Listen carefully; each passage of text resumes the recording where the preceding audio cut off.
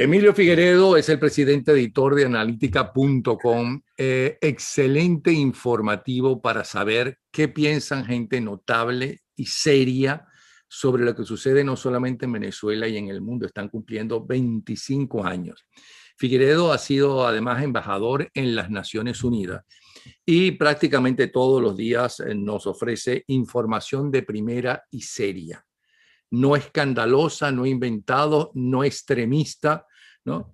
Y en los últimos trabajos tiene uno que se llama Castillo de Naipes. El mundo se encuentra en una época donde la revolución de la información y la globalización mundial exigen a los gobiernos adaptarse. Otro que se llama visibilidad. Muchos se preguntan cómo es posible que en medio de una situación así no se haya producido un cambio de gobierno, y responde a las razones. El tercer trabajo tiene que ver con el medio informativo y sus 25 años. Un cuarto trabajo sobre que se llama ¿Qué más esperamos? Y empieza con la pregunta: ¿vamos a dejarnos llevar de nuevo por el canto de sirenas y por la nube de desesperación que nos envuelve, o nos unimos de una buena vez en el propósito de exigir elecciones libres y supervisadas, etcétera, etcétera? Vamos a ver acerca de eso, el más polémico, evidentemente. Más de uno dirá: ¿cómo elecciones libres con Maduro en el poder y no sé qué cuento? Eso es imposible. Pero vamos a ver qué nos dice Emilio Figueredo, que está detrás de todos estos trabajos publicados, repito, en analítica.com. Bienvenido, Emilio. Hola, Napoleón, saludos a tu audiencia. Empecemos por el Castillo de Naipes. Bueno, yo creo que una de las visiones más equivocadas que hay, no solamente en la opinión pública, sino en muchos regímenes, es no darse cuenta que el mundo está en una transformación acelerada, no solamente producto del COVID-19, que va a alterar completamente los patrones normales que teníamos en nuestra economía, sino fundamentalmente con otra que es mucho más impactante, que viene de poco a poco, pero se está imponiendo cada día más, que es la revolución, la cuarta revolución industrial, es decir, la revolución de la inteligencia artificial. Con esos cambios tan grandes que vienen en el mundo, los países no pueden dejar de entender que son totalmente interdependientes. Como lo dijo Thomas Friedman en un famoso libro, El mundo es plano. No hay forma de que nos desconectemos del resto del mundo, ni tampoco es posible en este momento, en este siglo, la autarquía. Por eso es que muchas veces cuando uno ve regímenes como el nuestro, que creen que pueden romper con Europa, amenazar a España, amenazar a Francia, etcétera, que van a poder subsistir, porque este es un mundo que está basado en información, tecnología y conocimiento.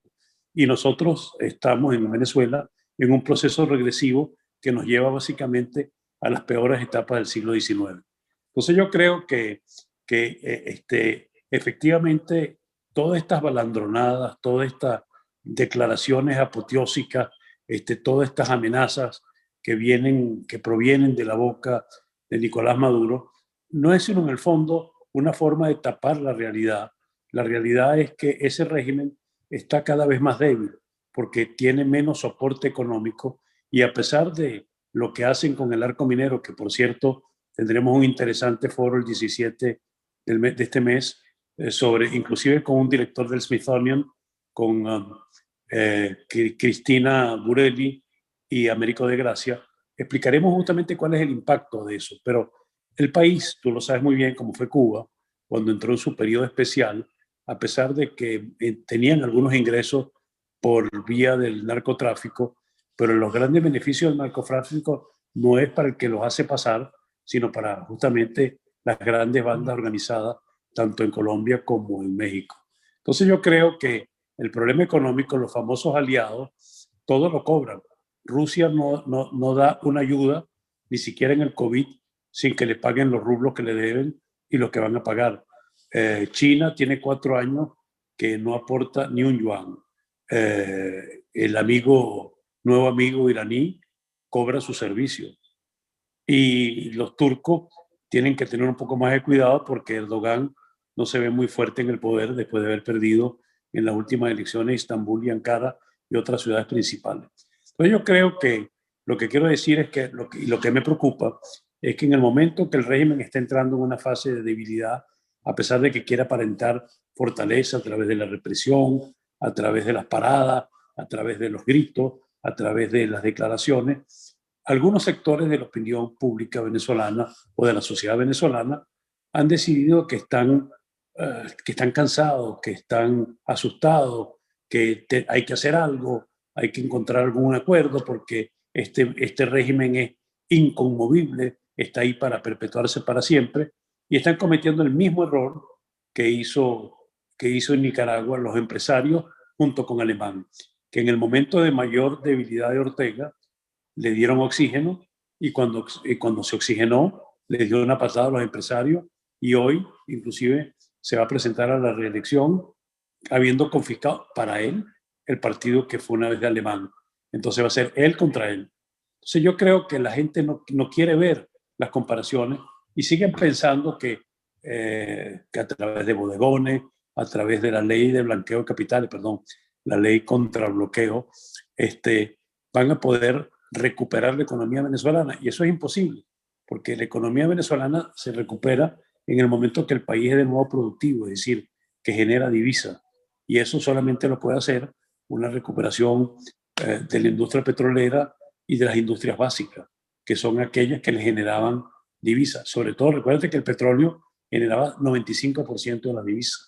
Estas otras lo que generan es importación y venta de una dolarización que viene en parte por las remesas y en parte por los ahorros que tienen los venezolanos y en parte por la gran capacidad de consumo que tiene la cleptocracia venezolana. En un segundo artículo, ¿qué más esperamos? Como pregunta, empieza así. Vamos a dejarnos llevar de nuevo por el canto de sirenas y por la nube de desesperación que nos envuelve, o nos unimos de una buena vez con el propósito de exigir elecciones libres y supervisadas. Espérate un instante para terminar la oración.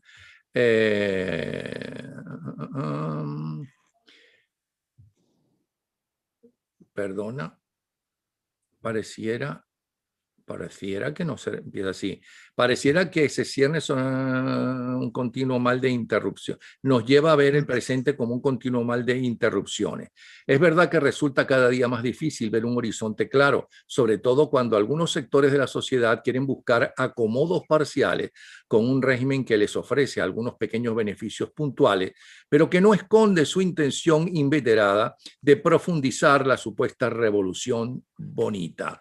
¿Qué creen ustedes que hay detrás de la decisión de la Asamblea Nacional y Rita cuando decidió el sábado pasado derogar la ley de periodo constitucional y legales de los poderes públicos? Pues con ello solo busca abrir el campo para una mega elección de todos los poderes públicos, salvo, como es de suponer, la presidencia de la República. Bueno, es que justamente, ¿por qué la mega elección? Porque el régimen, y básicamente yo diría que muy bien articulado y pensado por el único pensador que tienen ellos, que es Jorge Rodríguez, decidió atacar. Rodríguez. Jorge Rodríguez. Jorge Rodríguez. ¿No? Sí, Jorge Rodríguez. Él decidió atacar las debilidades y las preocupaciones y los miedos de la sociedad venezolana haciendo pequeñas ofertas fantasiosas, yo diría dándoles caramelos envenenados.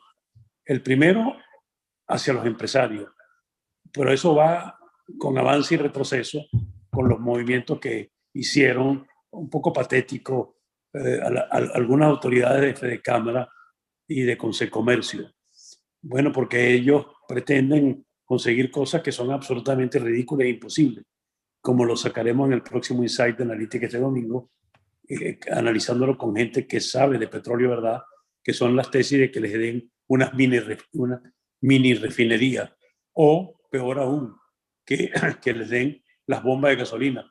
Y si le dan la bomba de gasolina, ¿qué quiere decir? Que van a aceptar la que les quitaron a los verdaderos dueños para dársela a otros dueños para que las manejen. ¿Y quién les va a suministrar el petróleo? ¿Y a qué precio? ¿En qué condiciones?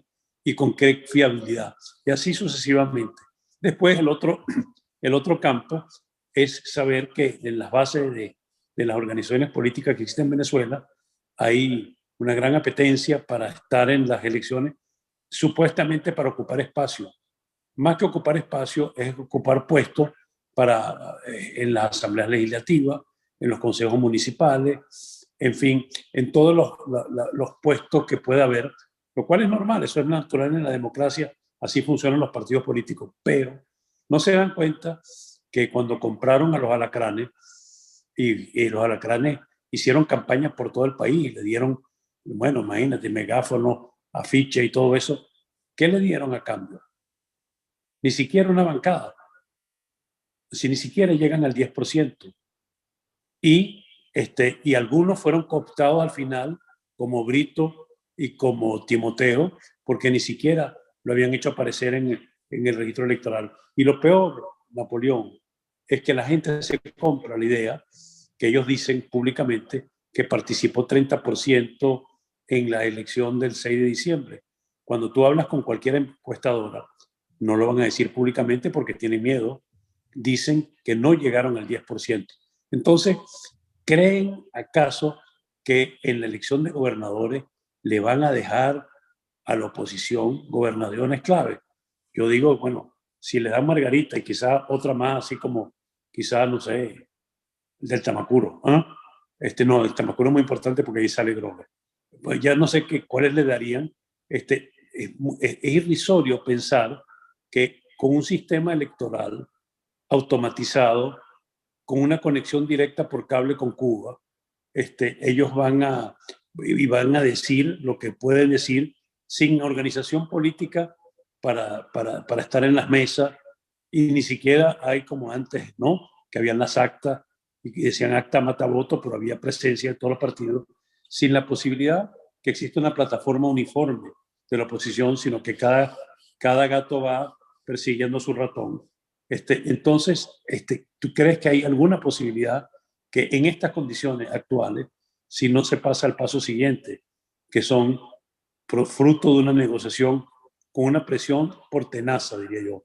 La presión internacional, a diferencia de lo que pensó el régimen, está aumentando a nivel personal, que es lo que más le duele a ellos en el fondo. Y vimos las medidas de Europa que denotan claramente que ya Estados Unidos y Europa se están poniendo de acuerdo, y vimos las declaraciones de Estados Unidos. Pero eso no funciona si la oposición no presenta un frente unido exigiendo elecciones libres y transparentes con las modificaciones que se requieren para que puedan reelegirse todos los poderes del Estado, inclusive, por supuesto, el presidente de la República. Ahora, si eso no ocurre, es como si la fuerza que viene de afuera se pierde y la fuerza interna se diluye con todas estas pequeñas apetencias, estos pequeños acomodos, esta divergencia de una colección de enanos que pretende sustituir al que tenemos, nos guste, no nos guste, eso no tiene ninguna importancia, que es el que es reconocido por 60 países, porque representa no él, sino representa la institucionalidad democrática. Entonces yo no entiendo muchas veces la palabra que se me ocurre a mí en la cabeza es la estupidez de algunos venezolanos que creen que con el corto plazo van a ganar el largo plazo. Bueno, estupidez. Yo creo que hay más de uno, y en eso suelo pensar peor de los que vienen de la extrema izquierda y ahora supuestamente son admiradores de Pinochet y están en la extrema derecha, y que solamente hablan no en contra de Maduro, sino fundamentalmente en contra de Guaidó y compañía. Yo no tengo pruebas, pero para mí los pocos que sé de ellos están trabajando en la práctica para la narcodictadura, dividiendo a la oposición. Eso están dividiendo a la oposición. No todos, no todos. Mira, yo hay gente que no hacen ruido, que hablan menos, que son menos protagónicos y que sí están realmente en un proceso de autocrítica. Recuérdate muy bien que hubo en una época más remota, hubo una decisión del Partido Comunista en Venezuela, ¿no? Y que se formó el MAS, y el MAS no era como el Partido Comunista. O sea, era un partido de izquierda como eran otros partidos en Europa. Y hay gente, digamos, hay gente proba, parece mentira, ¿no? Que, bueno, se equivocaron o estuvieron confundidos, no necesariamente son los corruptos, sino gente que tuvo otras posiciones. No, espérate un instante. Yo no hablo de la gente que de la izquierda ahora está criticando. Yo hablo de la gente que en un tiempo fue de extrema izquierda, ya sea en Venezuela, en otros países, Chile, Argentina, lo que sea, ¿ok? que han tenido que huir de sus países por acusados de terrorista y que ahora resulta que son de extrema derecha, pero en sus comentarios y en sus Twitter no hablan a favor de una democracia con Guaidó, que es lo que corresponde ahora, un gobierno de transición, sea bueno, malo, regular, pero ahí viene, sino que no hablan en contra de Maduro, sino todo el tiempo en contra de la oposición democrática. Esa gente, para mí, no, está trabajando para el gobierno, pero además conscientemente. No, ya Hannah Arendt lo decía en su libro, y muchos lo han comentado folclóricamente, los extremos se tocan, ¿no? O sea que si tú vas a ir de la extrema izquierda a la extrema derecha, es que tú en el fondo no aprecias la democracia. O sea, eres anti-ilustración y por eso en el fondo te sientes mejor con alguien que representa de alguna manera tu posición, porque además podemos decir claramente que el gobierno de Maduro no es de extrema izquierda, aunque hagan medidas que van hacia la izquierda, pero su comportamiento, a mi juicio, tiene mucho parecido con el fascio italiano. O sea, una especie de corporativismo nuevo, o sea, y profundamente, y si tú me dices Diosdado Cabello u otro, yo no sé, yo no les veo ninguna base ideológica que sustente esto como conocimos Pero en el momento. por eso te digo, es que yo no creo que ni siquiera sean comunistas. Ellos son unos narcotraficantes que están utilizando justamente a cierta izquierda en el extranjero, ¿no? Porque ya ni siquiera utilizan al Partido Comunista que se está quejando ahora. ¿No viste? Los partidos comunistas están apoyando a Figueras y a los demás porque con todos sus defectos, Figueras, porque los comunistas son más preparados, o sea, uno puede estar de acuerdo o no, pero generalmente son gente que ha estudiado, gente que ha leído, y entonces, bueno, no lo vilipendió en la asamblea al secretario general del Partido Comunista y ahora de la Némesis, que además cometieron el absurdo de Maduro de llamarlos mencheviques. Oye, eso, tú puedes llamar a un comunista lo que tú quieras, menos menchevique. ¿Eh? Quiero aclarar una cosa. Yo estoy de acuerdo que si somos demócratas, ¿no?, tenemos que dar nuestra opinión y que nadie es perfecto y que la oposición al gobierno de Guaidó pudo haber cometido más de un error y que es legítimo, ¿no?, criticarlo.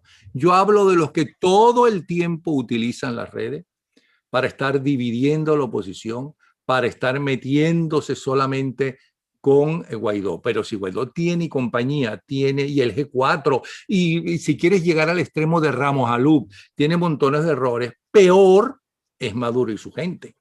Bueno, entonces, critica a uno y critica a otro. No hay ni siquiera comparación.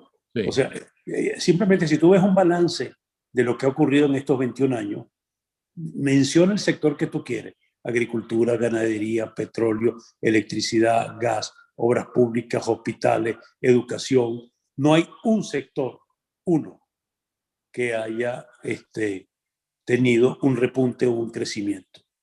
Fíjate que la diferencia en otras dictaduras que hemos tenido, bueno, criticable bajo el punto de derechos humanos, bajo ciertos errores, pero eran, por lo menos en la dictadura de Pérez Jiménez, por lo menos infraestructura hizo, ¿eh? Y construyó los bloques del 23 de enero, en fin. Pero eran dictaduras en el fondo liberales. Estas son unas dictaduras que es una melcocha, o sea, es como se llama eso, como un armazón de diferentes cosas juntas, pero en que lo que prevalece es la cleptocracia, ¿no? Es como si fuera una ansia de tener poder para superar las carencias o las falencias que tuvo antes, y una vez que se envenenaron con la riqueza, creen que esta es ilimitada y que el poder es infinito y que nunca tiene fin. Sí. Yo creo que ahora se parece mucho, ¿te acuerdas?, a los oligarcas rusos, ¿no?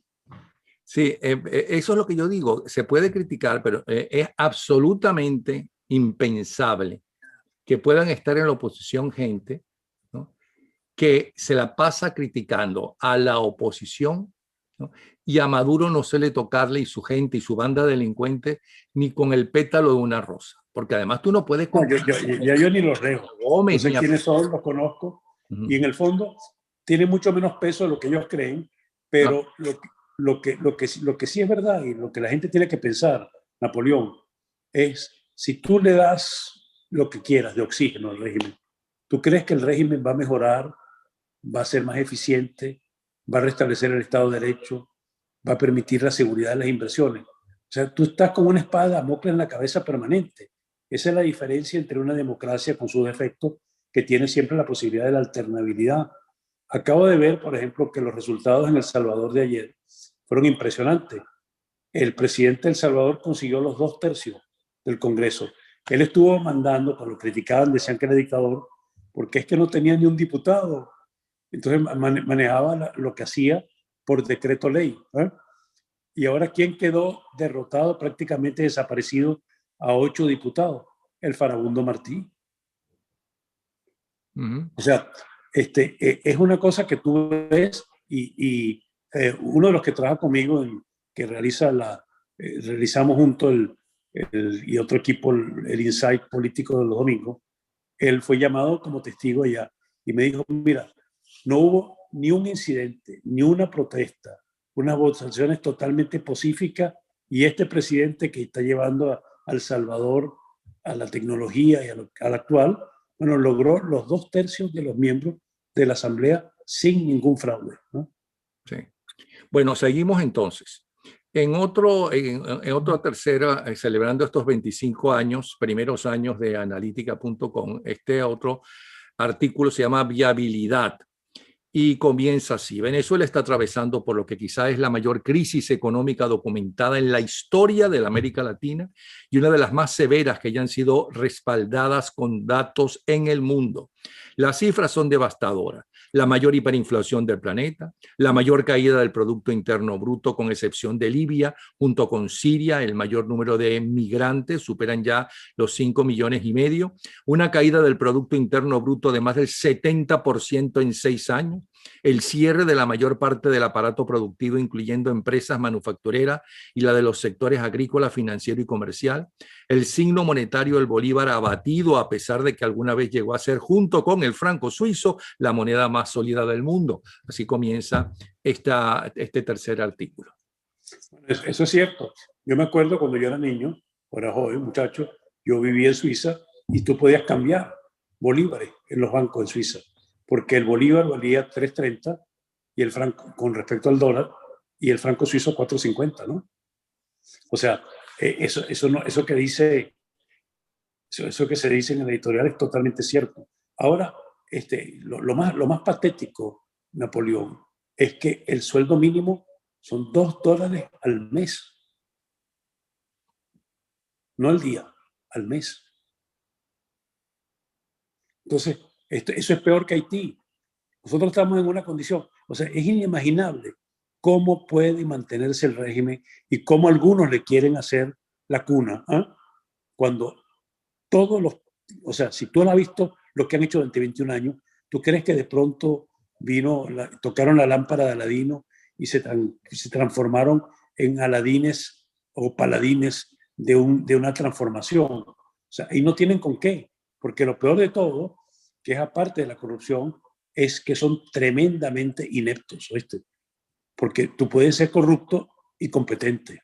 Bueno, no necesariamente, pero puedes estar en capacidad de más o menos hacer que las cosas funcionen, como ha pasado en alguna medida, más o menos, en Rusia, ¿no? O sea, la corrupción es gigantesca, pero más o menos funciona, ¿no?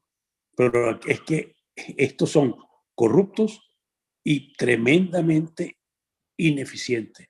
Pero, Fíjate que inclusive cuando pero en tuvieron el esta, incidente con... ¿Ah? pero perdona, en este artículo que estamos comentando, que empieza justamente esta viabilidad, muchos se preguntan cómo es posible que en medio de una situación así no se haya producido un cambio de gobierno.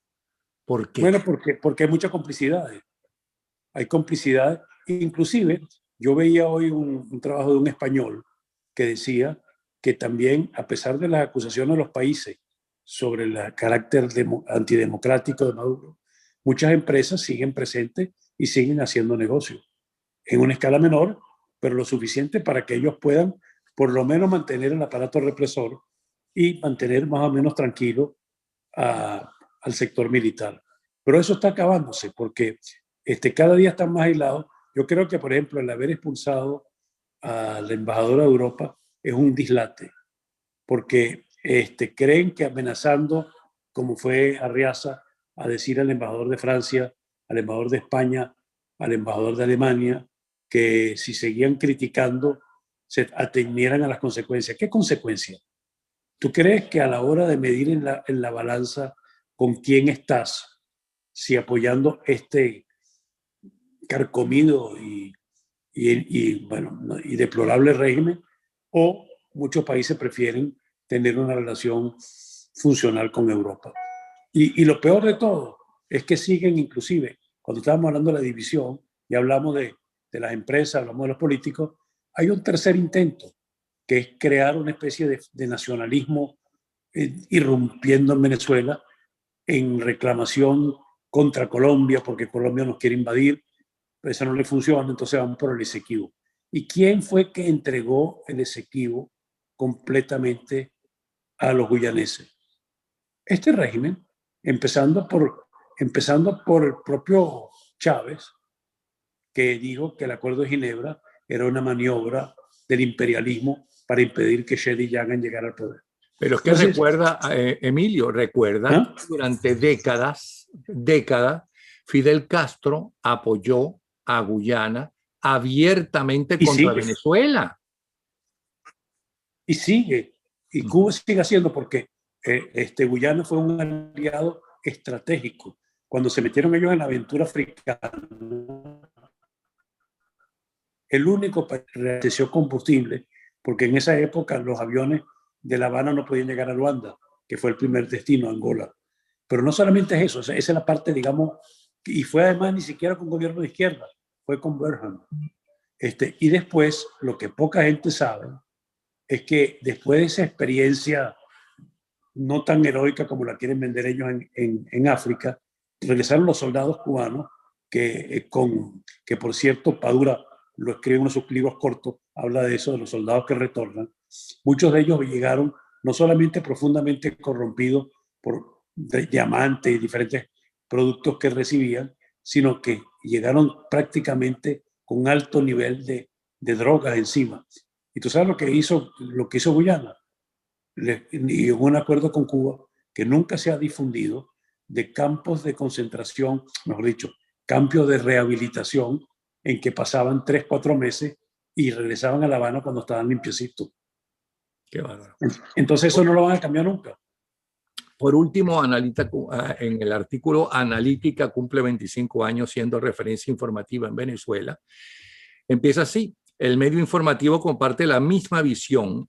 Los que anhelan que en Venezuela finalmente reine la concordia y vuelva a ser el país pujante que una vez fue. ¿Son esperanzas, son anhelos o son realidades? Es una realidad. Lo que pasa es que lo que no sabemos es la determinación y el tiempo función de la acción de los hombres. ¿Quién iba a pensar que en 1989 los alemanes iban a atrever a tumbar el muro de Berlín cuando era el partido comunista más eficiente de la cortina, con el sistema represivo más duro, y lo hicieron? Pero ¿qué pasa? Que tuvieron el coraje para hacerlo.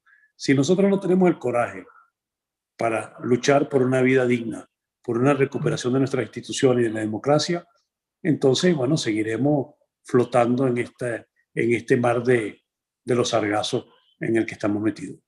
Emilio, para finalizar, ¿cuál es el principal acierto y el principal error o fracaso, tanto de la narcodictadura por un lado como de la lucha democrática por el otro? Principal acierto y principal fracaso, según tu punto de vista. Bueno, el principal acierto del régimen evidentemente ha sido el lograr fraccionar, dinamitar, imposibilitar el acuerdo de los venezolanos democráticos a través de exilarlos, ponerlos presos, comprarlos, o sea, todos los mecanismos que eran necesarios para impedir que se formara un frente opositor fuerte. Ese ha sido, digamos, el mayor éxito que hasta ahora ha tenido el régimen. Ahora, eso se está resquebrajando en este momento a nivel de los empleados petroleros, de la siderúrgica, en general hay vientos de fronda.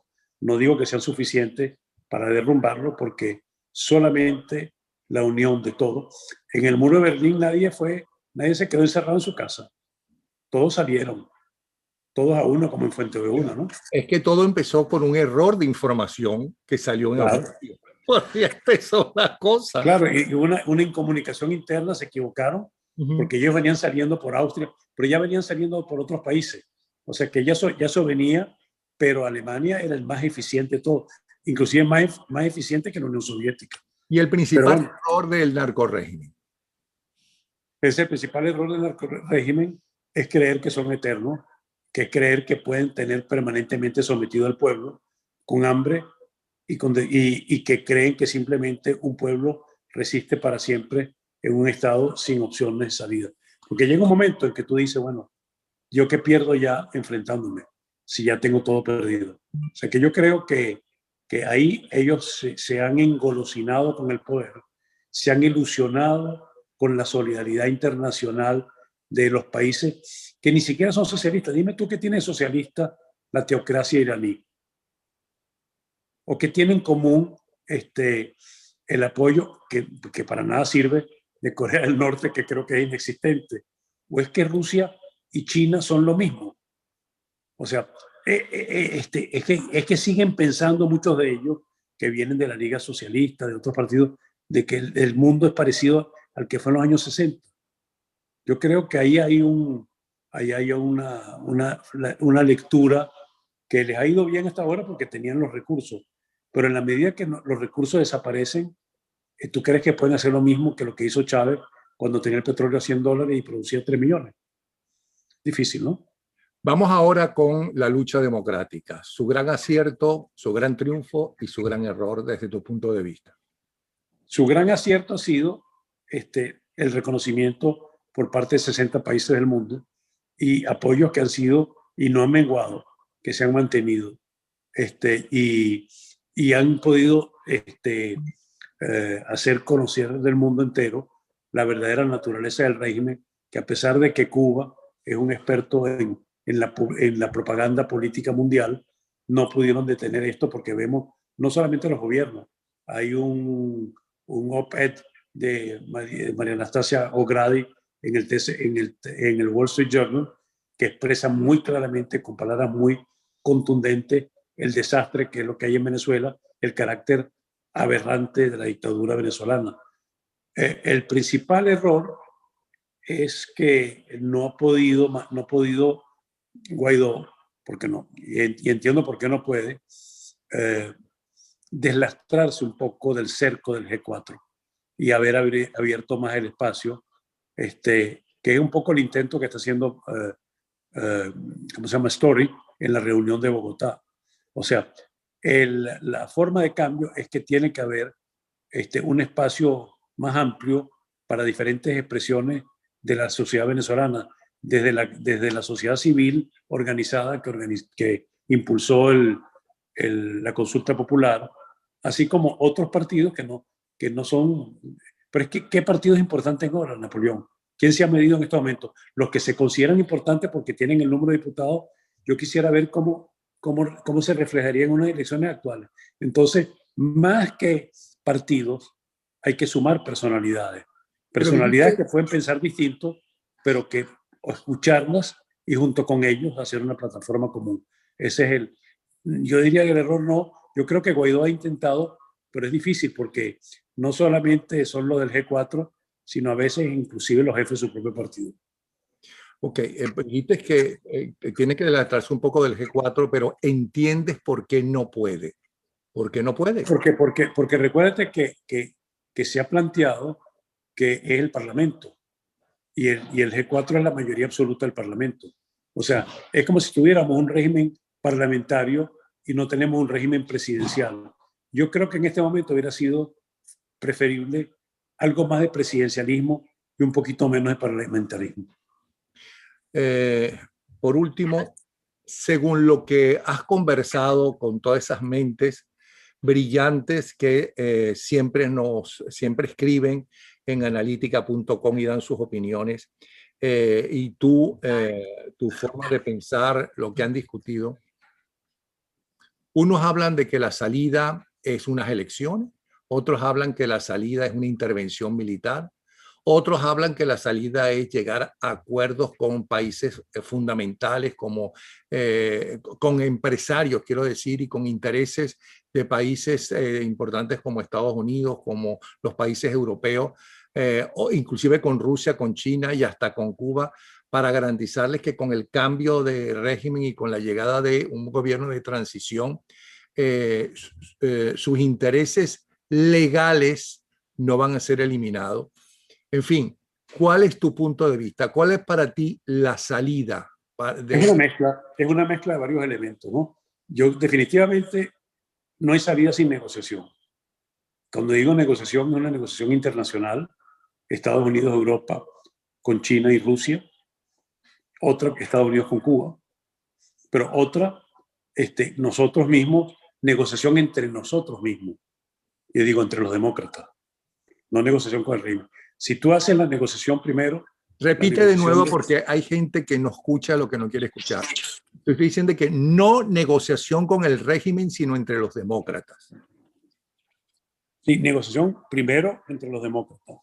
Segundo, internacional, primero entre Estados Unidos, Europa, América Latina. Después negociación esos tres con China y Rusia. Después negociación de Estados Unidos con Cuba. Y por último, si nosotros hemos negociado con nosotros y tenemos un frente único, esa combinación de negociación internacional y la nuestra es la que puede garantizar un mecanismo que pueda conducir a un proceso de elecciones libres, transparentes y supervisadas de todos los poderes del Estado. Todos, porque no hay posibilidad de reconstruir si no hay una nueva base. Pero para llegar a eso, Napoleón, hay que dejarse de ilusiones. No se podrá llegar a una elección libre, transparente y necesaria en un lapso que yo calculo que difícilmente toma menos de 1 año y medio, porque tienes que reconstituir ¿cómo se llama? La base electoral. Hay muchas cosas que hay que hacer, hay unos pasos necesarios que hay que reconducir, por ejemplo, en la transición, la entrada masiva de la ayuda humanitaria, el acomodo de ciertas condiciones que permitan que financiamiento vengan, ¿no?, para la reconstrucción del país y establecer una condición de un país paupérrimo a un país medianamente funcional hasta que lleguemos a una base de entendimiento de lo que tiene que ser necesariamente con algo parecido al futuro para la elección, como fue el pacto de Punto Fijo o el pacto de la Moncloa o el pacto que hubo en Chile, porque si no hay un pacto de gobernabilidad, nos pasaría lo que pasó con la caída de Isabelita Perón, ¿no? Y la poca duración de los gobiernos, inclusive del peronismo, ¿no? Sí. Ahora, tú trabajaste en las Naciones Unidas, fuiste nuestro representante, conoces cómo es el monstruo por dentro, conoces todo lo que ha logrado las Naciones Unidas, especialmente en las primeras décadas de su aparición en el mundo después de la Segunda Guerra Mundial, pero también conoces la enorme debilidad que hoy en día en muchos aspectos de las Naciones Unidas.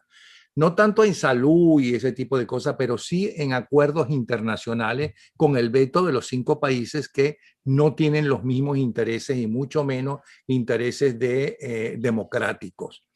¿Qué se puede esperar de las Naciones Unidas frente Nada, a lo que decida las la negociaciones de las cuales has hablado? Nada salvo lo que decidan las negociaciones entre los 5 grandes. O sea, los 5 grandes, los miembros del Consejo de Seguridad. Porque es que un Estado fallido, un Estado ineficiente, un Estado corrupto, no es ni siquiera interesante en términos reales, ni para Rusia ni para China. O sea, en este momento es como una baraja en el juego, una baza que tienen, sobre todo los rusos. Los chinos hace tiempo que se desentendieron de esto. Ahora, lo importante es que se necesita un país viable, y este país no es viable como está. No es viable ni va a ser viable, porque no hay forma que el espíritu de la gente que lo conduce, aparte de sus intereses, aparte de sus malas mañas, lo que tú quieras ver, tenga la capacidad de construir las bases de un país que pueda progresar. puede mantenerse un país que se sostenga en el mínimo de su capacidad, pero que avance hacia eso es absolutamente imposible. Además lo ha demostrado, porque si en 21 años tú ves otros países que, inclusive, por ejemplo, el caso de Bolivia.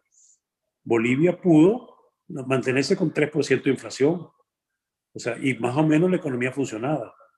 Tú ves el caso de el Ecuador.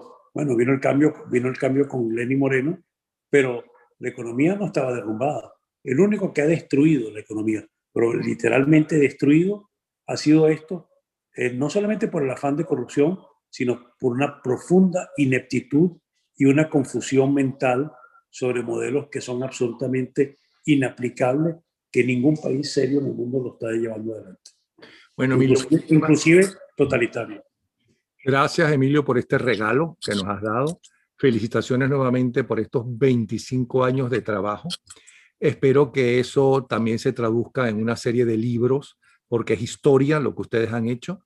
Es el pensamiento de la lucha democrática de todo este tiempo, lo que tú tienes allí.